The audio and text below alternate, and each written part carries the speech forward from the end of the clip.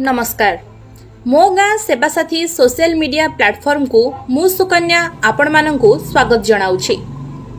अरगड़ panchayat 4 number ward रो रुक्मणी मल्लिक गत किछि दिन हेबो कटक बड़ मेडिकल रे चिकित्सित हेउथबा बेले आज आम मो गाँ सेवासाथी रो फाउंडर श्री राकेश धड़ तांकु भेटिबा पई कटक बड़ मेडिकल जाइथिले एवं तांको स्वास्थ्य अवस्था विषय रे डाक्टरन को पचारि बुझिथिले।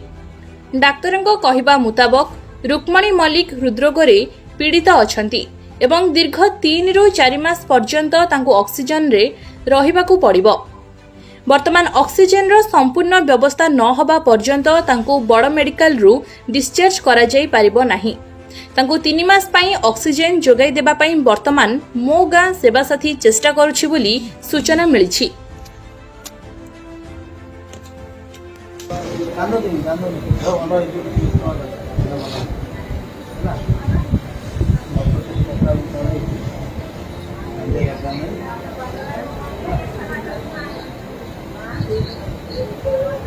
ब्लड तो लगे ब्लड तो लगे ब्लड लगे बहुत